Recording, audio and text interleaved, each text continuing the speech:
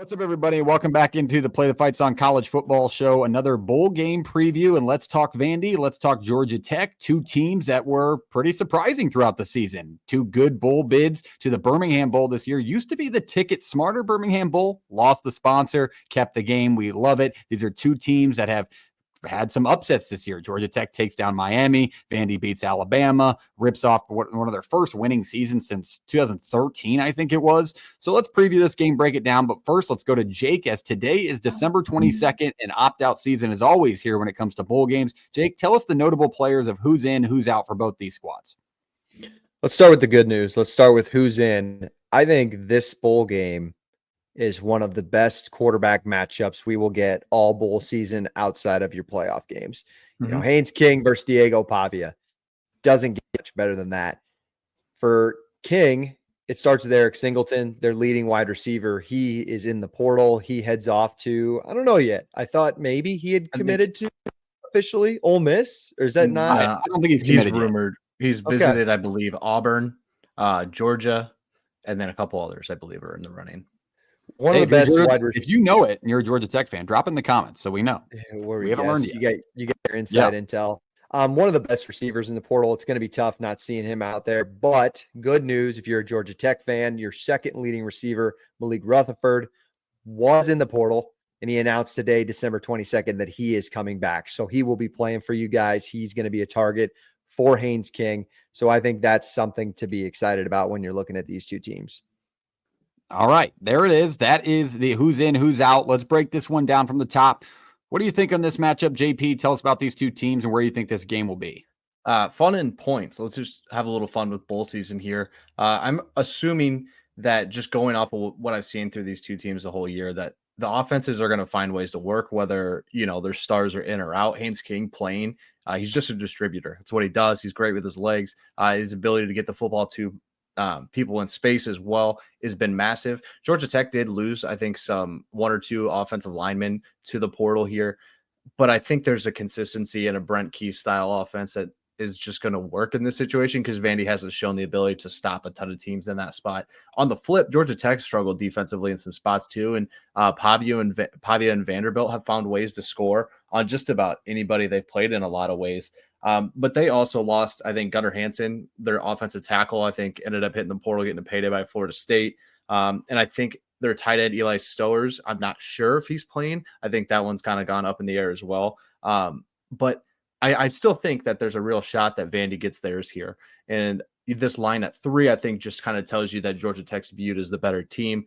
I think Vandy's good. I don't know if Vandy's great, but I really like Georgia Tech when they're healthy. And so getting the opportunity to see Georgia Tech healthy really makes me think that they're going to win this one close. This is going to be a dogfight. I'm talking in the 40s. This should be a ton of fun. I'm hoping that the weather cooperates with this kind of thing and it plays to that. And it's not like you expect fireworks and high flying and we end up, you know, just a couple teams struggling after some weeks off and a little rusty. But I am pumped to watch this one because, like Jake said, like one of the better quarterback matchups. There's a couple other ones we'll talk about through bowl season where you got two quarterbacks on both sides that people really enjoy watching and are talented individuals. So I like Georgia Tech in this one. I just think they're a little bit more consistent. They're going to have to put out a fire quick, though, because the way Vanderbilt's going to come out and play this thing, man, I think they're going to be ready to go and gassed up. I think one of the things that if you've never watched the show before, you know, you kind of have an idea of who Brent Key is. I have always pitched on this show who Brent Key is as a human being and a coach. He's a dominant coach when that team is ranked. If he's playing a ranked team, take Georgia Tech. I've always been on them. I think this program is headed in such a good direction, getting 5-star, 4-star recruits for the first time in forever. I mean, city of Atlanta, you got to think this program has more potential than what it's lived up to be, and Key's got it going in the right direction. And then the other side, Vanderbilt, who's riding the highest of highs after this season. I mean, you want to talk about teams that are excited to play in a bowl game or the who wants to be here factor. Vanderbilt and Georgia Tech probably both have it. That's one of the ones that I think it's pretty even. I love that Haynes King's playing this matchup for Georgia Tech.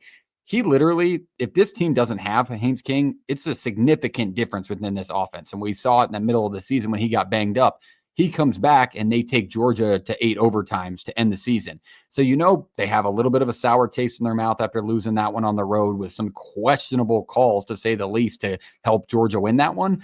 So I like this Georgia Tech team in this game for that reason. I think it's going to be a lot of piss and vinegar flowing through that locker room before the game, and you're going to get a highly explosive offense and a lot of points out of Brent Keys' group.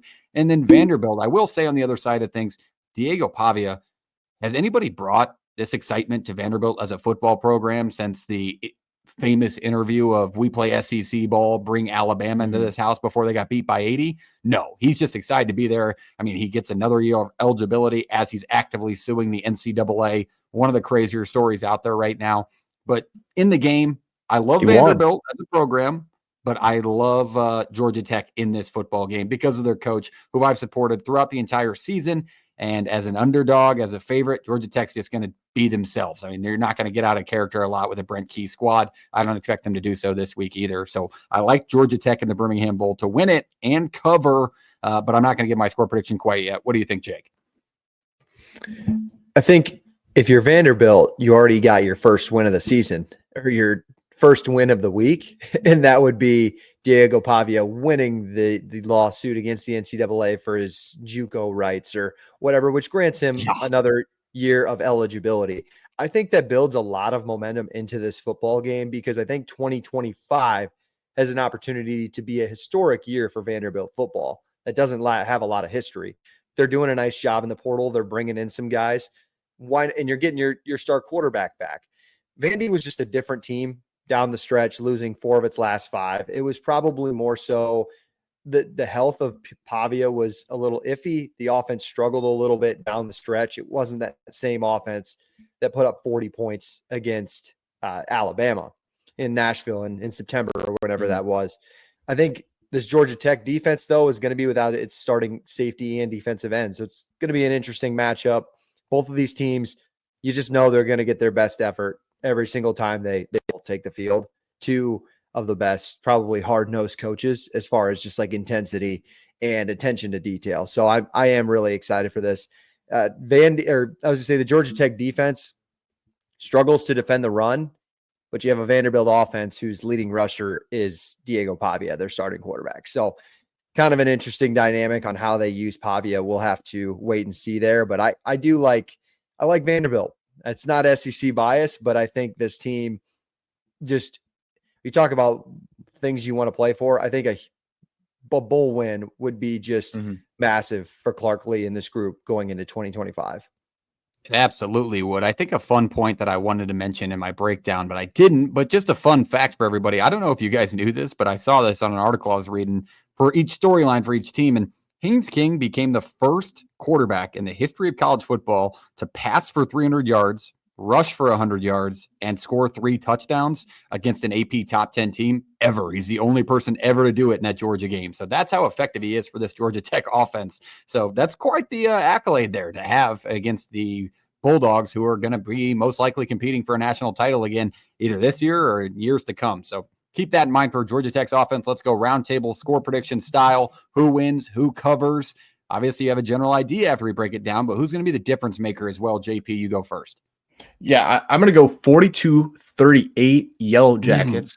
I think the difference here is just Haynes King and his legs, right?